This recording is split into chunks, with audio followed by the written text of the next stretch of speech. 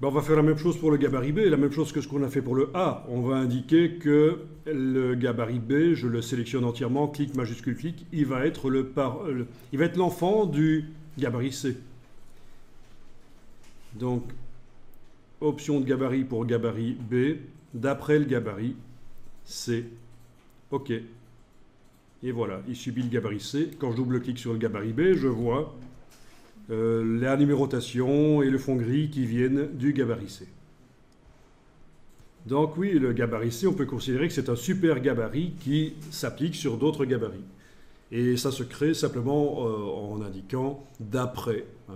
Dans les options d'un gabarit, dès qu'on indique d'après, ça peut se faire aussi au moment où vous créez le gabarit.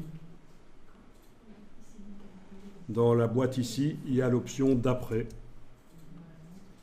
Et on peut même faire plusieurs niveaux. Je pourrais créer un gabarit D qui est créé d'après le B ou le A. Donc, mais je ne le fais pas ici. On va garder les choses simples quand même.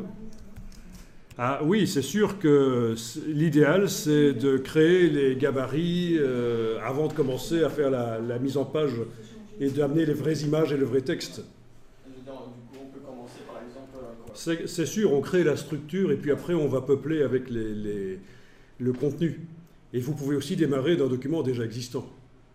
Et vider toutes les pages et redémarrer des gabarits existants. Ça, vous allez trouver sur le web des modèles avec des gabarits déjà existants sur lesquels démarrer.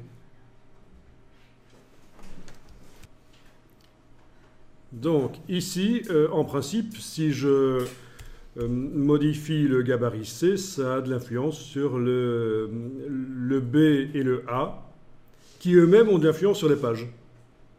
Ben, je vais tester ça. Je vais peut-être ici mettre les dimensions de page en très grand, en jumbo. Voilà, comme ça je les vois un peu mieux. Je vais mettre un endroit du document où il y a les deux types de pages qui sont visibles. Ben, transition de la page 7 à la page 8. On a la transition de pages qui utilisent le gabarit A vers des pages qui utilisent le gabarit B. OK. Et alors, je double-clique sur le gabarit C. Je vais tester, tiens, qu'est-ce qui se passe si je mets la numérotation ici à droite et là, celle-là à gauche. Et bien sur toutes les pages, celles qui utilisent le gabarit A et le gabarit B, ça a bougé. Intéressant ça. Qu'est-ce qui se passe si je mets le fond du bloc ici en noir et que je mets le texte en blanc? Je sélectionne le bloc ou même les deux ensemble, clic majuscule clic.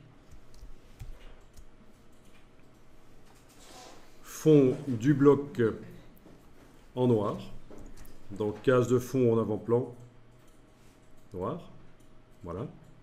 Le texte, couleur papier, voilà. Et bien sur toutes les pages, c'est indiqué comme ça maintenant. Vous voyez l'intérêt? On a des pages différentes et on peut contrôler les éléments par le gabarit maître, en quelque sorte, le gabarit principal. Même chose pour le fond gris, si je voulais modifier, si je voulais qu'il soit plus ou moins gris. Ça le fait sur toutes les pages. Très très intéressant ce système des gabarits en cascade. Ça fait partie des astuces qui permettent d'automatiser des mises en page, d'accélérer la création de mises en page